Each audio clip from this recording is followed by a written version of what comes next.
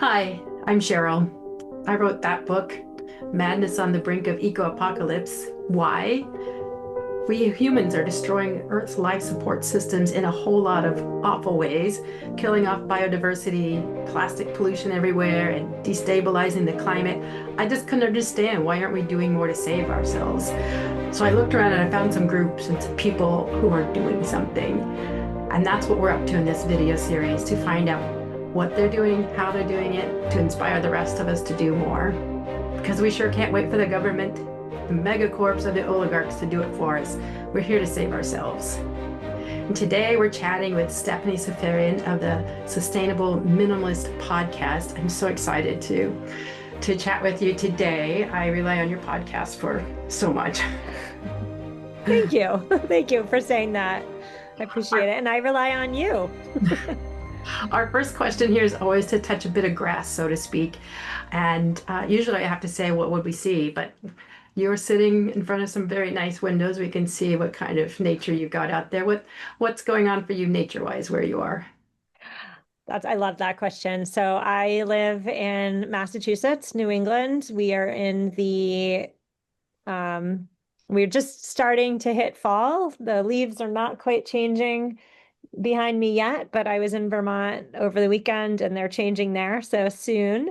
The birds are still chirping, but the days are getting shorter. It's harder to get up in the morning when it's dark, and I'm no longer able to take my after dinner walk because it's dark.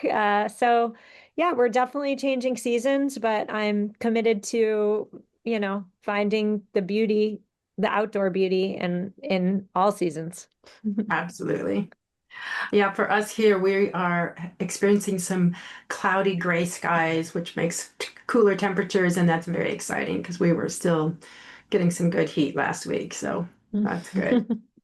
All right, so we're doing something a little bit different today. Our focus today isn't on one particular group, but on ourselves and how we can put ourselves first. And as I like to say, put on our own oxygen masks before we strike out in the world and trying to make a difference. Stephanie, tell us about your podcast. Who are you trying to reach? Who is it for? And what do you mean to provide for them? Hmm. Well, I'll start by saying this podcast has been around for 7 years. And so it's definitely gone through some iterations in the past 7 years. When I started, I was trying to touch overwhelmed, stressed moms. They're stressed with all the stuff and all the obligations and the clutter. And for me, when I was a new mom, I was um, time was tight and I did not want to be spending my free time organizing stuff and dealing with baby gear and washing baby clothes. I wanted to be, enjoying my life, but the free time, which was finite, was spent, with the baby, and dealing with the baby stuff. And so I I feel like, at least for me, as a new mom, I found myself looking critically at consumerist culture and all the stuff that we're told to buy for our babies, for ourselves, to make, life perfect. But for anybody who has looked critically at consumerist culture, they know that it's a lot of empty promises. I learned that quite quickly with a new baby. Buying more stuff did not make parenting any easier. Buying more stuff made parenting harder. It ate away at my free time, managing all the stuff, all the gear. And worse than that, it was a waste of money. My daughter didn't need any of the stuff. She did not want frilly dresses. She did not play with baby Einstein toys. She wanted me. She wanted food. She wanted to be held, and she wanted to sleep. And so over the years, over the past 7 years, my podcast is still for parents who are looking around and thinking, maybe consumerism isn't the solution to all my problems. But again, over the years, I've really made the conscious decision to lean into my environmentalist beliefs. So before I was trying to bring new people in, people who were maybe parents, mothers who are on the fringes, perhaps, sort of interested. But now I feel as though I'm going all in and talking about environmentalism all the time because that's where my passion lies. That's where my expertise lies. I'm not or I'm not a professional declutterer or professional organizer. And so here we are.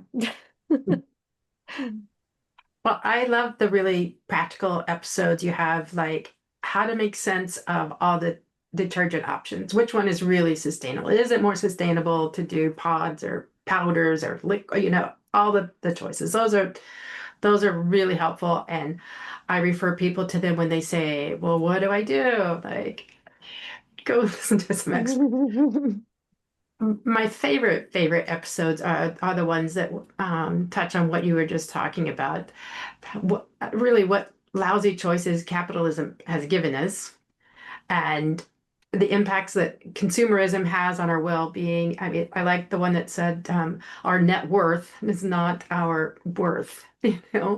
That looking at the bigger picture beyond, how did we get here, and what reinforces these limitations on what choices we do have on wanting, even when we want to do better. And so what's your takeaway from what you've learned about consumerism and this feeling that no matter what I do, it's never going to be enough? Well, without getting too political, I'd say that what I've learned is that shareholder capitalism is the problem. It doesn't matter who's in the White House. It doesn't matter. I mean, it does matter. Some are worse than others. But shareholder capitalism is the problem because under such unfettered capitalist ideologies, um, the pursuit of growth uh, is hailed as the most important. And I believe, and I think you believe also, Cheryl, that there are other things that are either just as important or even more important: healthy air, healthy soil, healthy water. When growth and wealth are pursued at all costs, it's these unnamed beauties to life that are often on the chopping block, and they've been chopped. I mean, frankly. So I hope that answers the question And in we the don't put any monetary value on nature as being nature, as opposed to being a resource for timber or for fish. Or, there's no value that built into our gross domestic product of just how many forests are left intact. right. Right. And I'm not saying that there's another alternative to capitalism that is better. I'm not the person to suggest that one is better than the other. I'm just here to point out that shareholder capitalism is creating an awful lot of problems. And here in the United States, we've, in my opinion, crossed over into late stage capitalism where it's just absurd the things that doing and buying in the name of status, growth, keeping up with the Joneses. It's just gotten to a ridiculous level. And I think that, I'm not alone in feeling this way. A lot of people are looking around and saying, wait a minute, are we spending so much money on Labubus or on Stanley cups that leak? Like, is this really where we're at? Because if it is, this is ridiculous. And how do we find meaning? In Madness, I do talk about some ways for shareholders to get involved if that is interest, and some groups and ways that are trying to influence corporate behavior based on shareholder influence. And I think it's slow traction, but I'm hoping that that's a pathway because it's needed. How have you noticed any shifts in what your audience is? I know it's been evolving over the years. I've been loyal all the time, but maybe people who are just wanting to talk about babies are falling off. I don't know. Have you seen any shifts in what your audience is wanting to hear? Are there, do you, more on the practical tip side or deeper advocacy or this emotional support kind of topic? That's a great question. I try to do all of it because I know that different people have different interests. Some people have practical interests, like what is the best laundry detergent? That's a universal concern, I think. But I will say that the episodes that I do that are more relatable, more just practical, do better than the ones in which I'm theorizing. Uh, and so I know that's the case, but I'm also trying to balance that with my own journey. Because really, this podcast at the end of the day is my own 7-year journey from becoming someone, from being someone who pre-children didn't think much about our environmental woes, didn't think much beyond myself. I always say I was somebody who went to the mall when I was feeling happy, went to the mall when I was feeling sad. I wouldn't have considered myself a shopaholic, and I don't consider my previous self that either, but I did do an awful lot of shopping because I was conditioned, like so many of us, when we're bored, we shop. And uh, so I don't do that anymore. And in fact, can't tell you the last time I've been to the mall. My podcast is really a journey of going from who I was told I am supposed to be and doing what I was told I'm supposed to do, to finding my own footing and, almost stepping into myself, even though who I actually am isn't culturally approved so much. And so, yeah, talking about, I don't know, decluttering or other topics that might get a lot of traction with my audience is not necessarily on par with my personal journey. Like decluttering doesn't matter so much to me anymore, if I can say it that way. And so it's always a balancing act of giving my listeners, giving the audience what they want, but also remembering that this is my show, this is my journey. I get to talk about what I want. And hopefully everybody will stay with me on my journey. But if they don't, I'm glad I was able to be on your journey for a little time, if that makes sense.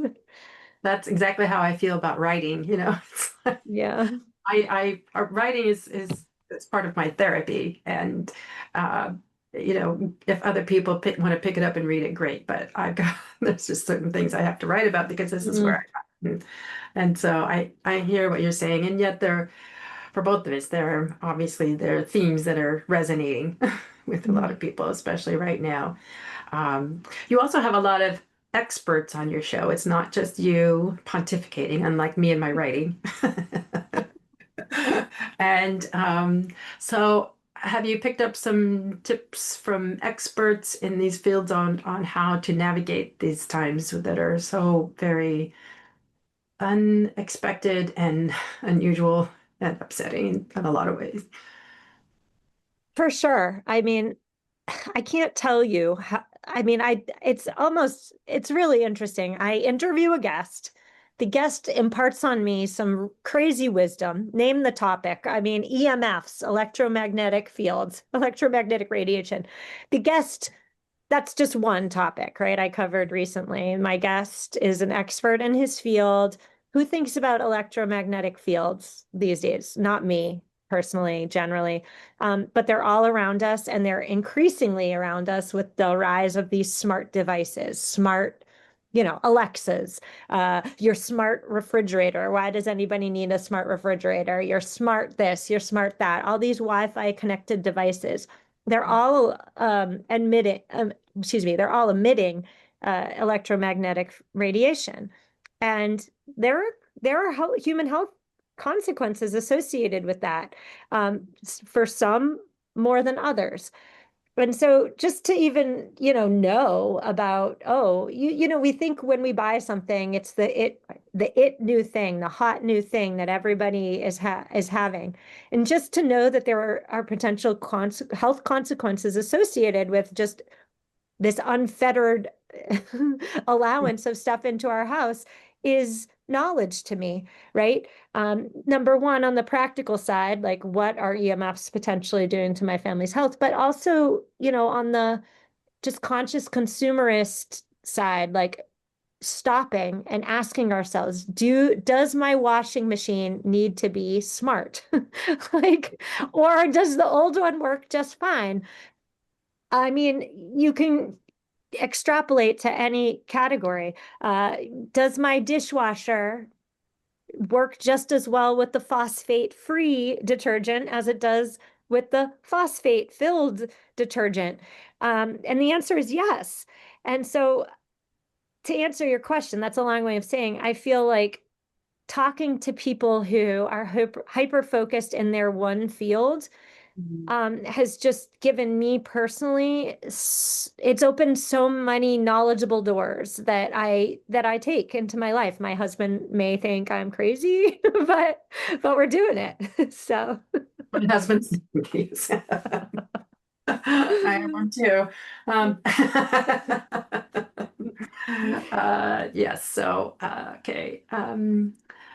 So what do you have some personal practices then that help you absorb all this information that we get from these experts saying, okay, EMFs are a thing that we didn't think about. Now we have to think about how do we keep processing all this new levels of information that corn syrup is bad and meat is bad and all the things are bad. How do we get through the day? yeah, everything's bad, Cheryl. Everything.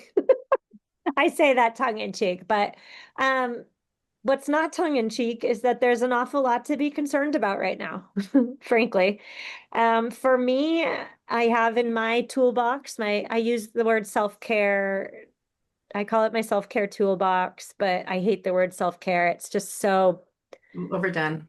overdone. I was going to say a swear there, but I won't. Um, it's just overdone, and self-care in 2025 America usually has to come down to spending money to care for ourselves, and that's not in my care toolbox. But I'm a big runner. I'm a big weightlifter. Um, and just moving my body either fast or really just pushing it to the limits moves out some negative emotions all the time. I do meditate religiously with mixed results. It's not the number one thing that, makes me feel better, but it's in the toolbox for Mhm. occasions. The big one I'm working on right now that really does seem to pack bang for its buck is just being present in the moment. So when the moment's good, when my kids are happy, when we're spending time together, family dinner, there's nothing to worry about.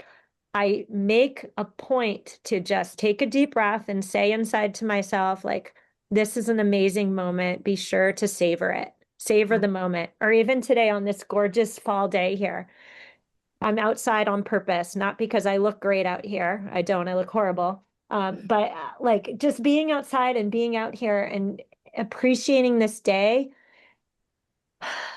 that like adds to my, like Mhm. if we're thinking of, a car's gas tank, it goes empty. Um, just appreciating the abundances like Sure. refills my gas tank, I guess is the best way to say it. In ways that stressing or being upset or being stressed out, that depletes. Being grateful repletes. Absolutely. Yeah, exactly. I am curious though. I mean, how the shopping as the feel-good habit, the cure-all, that's a pretty pervasive, strong one in our at least American culture. How did you make that break? How did you displace that as one of your therapies? Yeah, I get asked that a lot, Cheryl, and I wish I had a better answer, but the truth is that I think of it as a unveiling of Oz situation, in The Wizard of Oz when Dorothy realizes that the magic thing behind the curtain is just an everyday, ordinary man. Yeah. It's the same thing with shopping for me. Once I realized that I was being marketed to and that the things that were promised to me were never going to live up to those lofty promises, It was an unveiling. It was a, oh, I see now. I see what's happening now. These corporations want my money so that their shareholders can get rich. Right. Me buying their stuff is not making my life any better. Once I realized that, the veil was lifted and shopping lost its allure, honestly. That's not to say I don't buy things. I do. I just don't tend to buy things out of an emotional place now. If I need something, I buy it, and I do so hopefully with intention. Mhm. But I'm not going to the mall because I feel sad anymore. That Yeah. I do other things when I feel sad. Namely, I run fast. I don't run, but walking is certainly one of my therapies. And something just hits me wrong, I'm just out the door. Yeah. Luckily, my kids are grown because Mm. you can't do that with toddlers, and so yeah, it's a real thing. So,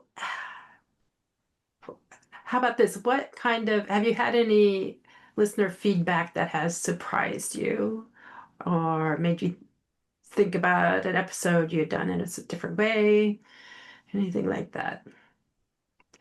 Given you have more of a give and take platform with a long standing, I mean, 7 years for a podcast is good. Yeah. I sometimes get either international listeners or um newly American listeners who will reach out and say, what's with all the America bashing? America is the land of freedom and opportunity. Capitalism enables people to rise. And um,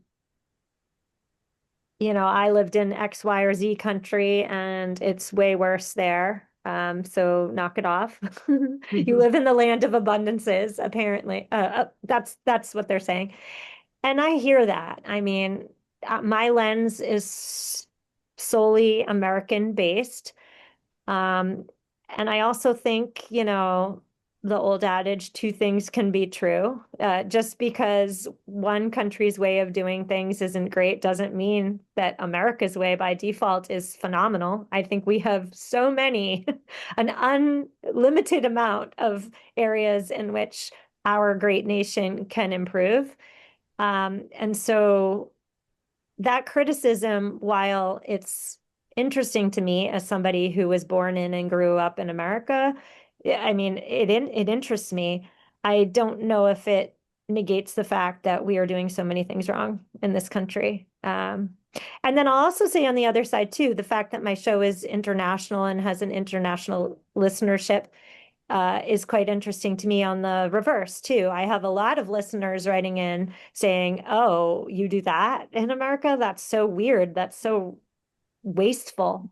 That's that's so ridiculous." I get that feedback a lot too, and that Mhm. feedback reminds me that a lot of the things that we're doing uh, isn't normal. Like we tend to think here in the US that like the way we're doing things, the buying of all the stuff, the Mhm. buying of new fall decorations every fall, is normal. The upgrading of our kitchens when nothing's broken, but just because we don't like the look of it is normal. Like hearing from other listeners around the world reminds me that's not normal behavior, like on a worldwide stage. So Right. it, Yeah. it goes both ways, I guess.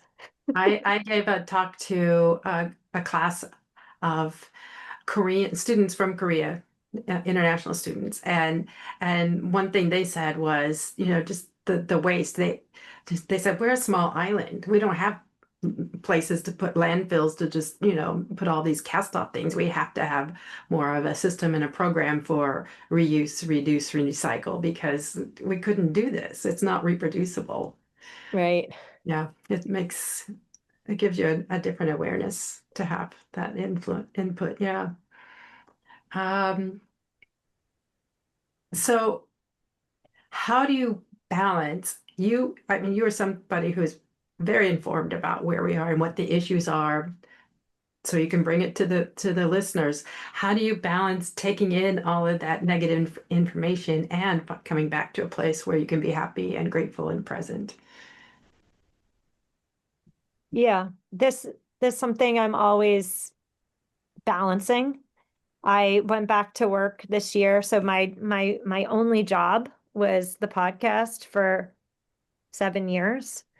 And then earlier this year, so 6 months ago, I went back to work full time. And my work is at an environmental nonprofit. So I'm working 40 plus hours a week on what I consider to be the biggest existential threat that humanity's ever faced. Um, and so I get up every day with a singular mission, which is to do my little part with my small skill set to contribute to the solution with hundreds of other people at our nonprofit who are also doing the same thing, all towards the same mission. And Mhm. so by the end of the day, by 6 p.m. when I get home, I'm ready to fully immerse myself in my other life, which is my children and my family and the beauty that my family gives me. So I guess what I'm trying to say there is that I can go to sleep easy every night, not because I think I'm solving the problems, but because I think I'm doing everything that I can within the confines of, being a human on this planet. I think I'm doing the best that I personally can. And so I can sleep easy knowing that. I think there is something to be said for action. I mean, for anybody who's hearing us chat right now and is feeling some sort of way, um, you don't have to get a new job, but maybe you can volunteer once a month at a local recycling event, or maybe you can clean up trails in your community, or maybe you can start a book club that focuses on, books about environmental issues. Like, you have skills, whatever your skills are, apply them. And apply them in a way that like adds to your life, not detracts. I think there's something to be said for action, and I think there's something to be said for community. And so I would love to just put that out there to anybody watching. There is support and camaraderie in both action and community. I agree. I think that's so important. That's why I included in the Madness book showcasing some different groups who are doing something. As I said, people ask me, like, I don't know, I don't have all the answers. Mhm. Um, but there are groups who are doing something about deforestation or ocean acidification or habitat loss, and team up. I think it's so empowering to team up with other people who share your values and your concerns and know that it's not just you trying to single-handedly save the lemur from extinction. It's like you're working in community, and that is taking action too. I think it's very healthy. So all right, do you have a final piece of advice for someone who wants to stay informed about what's happening but also doesn't want to be too depressed to do anything about it? I think that being informed is critical. I have seen a trend towards not following the news or not staying informed because the news is just too overwhelming. And I Yes. hear that the news is overwhelming for sure, but I don't think ignorance is the solution. And so for me personally, what I do is I like to listen to the news. My local national public radio station is where I go to. I read it as well. I support journalism, but I only consume my news through radio or through my preferred newspapers in the Mhm. morning when I am most focused and most able to digest what I'm reading. So that usually goes between the hours of 6:30 and 7:30 when I'm waking up, getting ready, and commuting to work. and then I'm done. I'm not checking it all day long. I got, like we talk about cell phones being a drain on our well-being. It's the same with the news. The solution to cell phones being a drain on our well-being and the solution to current events being a drain on our well-being, the solution's the same. And the solution is to put limits on ourselves. So consume when in the case of news, consume when you're in the mindset to fully pay attention and fully digest, and then have the wisdom, the maturity, the what's the word? The discipline to turn it off, until the next day. And that works for me. Do I know the intricacies of PFAS pollution in my water? No, I cannot tell you how many parts per million of PFAS is in my water, but I do know that there's PFAS in my water. And I think at the end of the day that that's better than not knowing. Because again, I don't think ignorance is the answer. Sure. Well, thank you so much. This has been really, really enlightening. It's so good to chat with you. I really recommend your podcast. I get so much from it. And you also have a book by the same title, Sustainable Minimalism, right? Where Yep. can people find you? So if you love podcasts, you can find me on your preferred podcast player, Sustainable Minimalist. Just search for it. My book is wherever books are sold. Even better, check out your library. And if your library doesn't have it, request it. That's the beauty of libraries. Support your libraries. I am most active on Instagram. My handle is Sustainable Minimalists. And Cheryl, I just want to give a shout out to you. Thank you so much for this. This was, you know, this is therapy. This is building community with you. So thank you so much for having me. Oh, absolutely. I am thrilled to have you. I, we need each other now more Yes. than ever. It's just now more than ever, if I could get the words out. All right, thank you for chatting with me. If you enjoyed this conversation, please give us a thumbs up and subscribe if you'd like to hear from more community change makers. You can also read about more inspiring groups in my book, Madness on the Brink of Eco-Apocalypse. And finally, if you have a group or a person to recommend for this conversation series, please be sure to message me. We want to give a voice to all who are caring for people, plants, and critters, because we sure can't wait for the government, the megacorps, or the oligarchs to do it for us. We're here to save ourselves.